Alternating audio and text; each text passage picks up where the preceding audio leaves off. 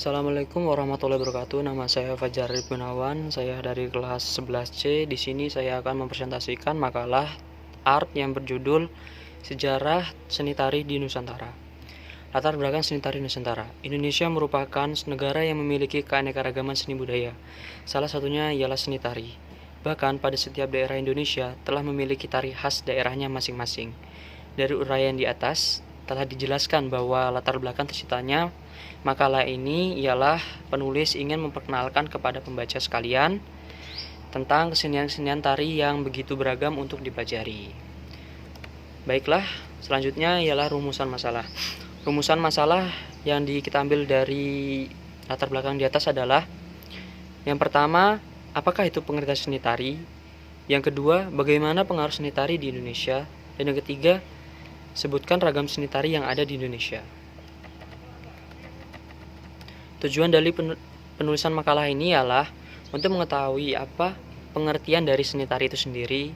Yang kedua kalinya untuk mengetahui pengetahuan seni tari di Indonesia. Dan yang ketiga untuk mengetahui ragam seni tari di Indonesia. Pengertian seni tari. Seni tari merupakan seni yang dihasilkan mimik, gerak, dan tingkah laku seseorang. Dengan gerak yang teratur diiringi musik, tarian akan menjadi indah.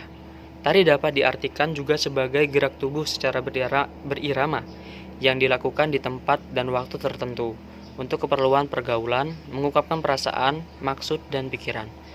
Seni tari terbagi menjadi beberapa macam, yaitu yang pertama seni tari tunggal, yang kedua ialah seni tari berkelompok, yang ketiga seni tari berpasangan. Selanjutnya ialah sejarah seni tari. Yang pertama adalah perkembangan seni tari pada zaman pra-Hindu. Pada zaman pra-Hindu, karya seni tari lebih difungsikan sebagai alat untuk tujuan tertentu yang sifatnya magis dan sakral. Tari menjadi sebuah ekspresi yang sering dihubungkan dengan kekuatan di luar diri manusia. Seni tari pra-Hindu mendapatkan tempat sesuai dengan tingkat kepercayaan sejak manusia hidup berkelompok. Dalam hal tersebut, tari dianggap sebagai bagian dari daur ulang kehidupan atau dikatakan masih melanjutkan tata kehidupan budaya prasejarah. Ciri-ciri tari pada zaman pra-Hindu antara lain menyajikan gerak yang sederhana, hentakan kaki dan tepuk tangan yang cenderung memberikan gerak binatang dan alam. Bentuk penyajian tari ini diiringi oleh pengiring berupa nyanyian dan suara-suara kuat bernada tinggi. Masyarakat juga mengenal alat musik berupa nakara atau gendang perunggu. Dan dikenal juga mengenal alat musik berupa lainnya. Busana tari yang digunakan dalam seni tari pra-Hindu ini biasanya terbuat dari bulu-bulu burung dan dedaunan. Sejarah yang kedua ialah sejarah perkembangan seni tari zaman Hindu. Zaman tari pada zaman Hindu lebih banyak dipengaruhi oleh peradaban dan kebudayaan dari India tanpa terkecuali seni tari.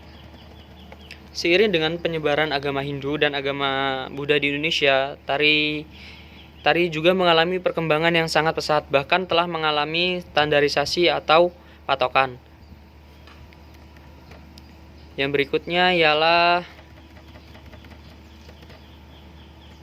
sejarah perkembangan seni tari pada zaman Islam. Sejarah seni tari pada masa Islam sangat divariasi yang juga bergantung pada di mana tarian tersebut tercipta. Di Jawa, seni tari berkembang dengan sangat baik, terutama di lingkup dua keraton Mataram, Yogyakarta Hadiningrat dan Surakarta Hadiningrat. Setelah Perjanjian Giyanti tahun 1755 menjadi saksi di mana keraton Mataram terbagi menjadi dua. Selanjutnya terdapat Perjanjian Jatisari. Perjanjian Jatisari tahun 1756 ini terdapat, yaitu disebutnya masa depan kedua kerajaan, termasuk dalam hal warisan budaya Mataram. Jenis seni tari. Yang pertama ialah tari klasik. Tari klasik yaitu tari yang memiliki nilai seni tinggi atau artistik yang ditimbulkan dari gerak, busana maupun iringan musiknya. Contohnya ialah tari balet. Yang kedua ialah tari tradisional. Tari tradisional adalah tari yang bertumpu dan berpijak kuat pada tradisi suatu bangsa, suku, atau kelompok masyarakat tertentu. Contohnya ialah tari Gombyang dan tari Saman. Tari kreasi baru adalah tari yang dipertunjukkan dengan merangkai gerakan baru dan merangkai suatu koreografi hingga menghasilkan gerakan yang indah. Contohnya adalah gerakan tari memanen padi atau memancing. Yang keempat ialah tari dramatik. Contoh dari drama tari ini adalah Sandra Tari atau Lagan Mandrawanara yang mengambil cerita dari epos Ramayana menggunakan dialog dengan tembang. Selanjutnya ialah fungsi seni tari. Fungsi seni tari yang pertama ialah seni tari sebagai sarana upacara. Yang kedua ialah seni tari sebagai hiburan. Yang ketiga adalah seni tari sebagai penyalur terapi. Dan yang keempat adalah seni tari sebagai media pendidikan. Dan yang terakhir, seni tari sebagai pertunjukan. Demikianlah secara singkat penjelasan yang dapat saya sampaikan pada presentasi kali ini. Kurang lebihnya saya mohon maaf. Terima kasih. Assalamualaikum warahmatullahi wabarakatuh.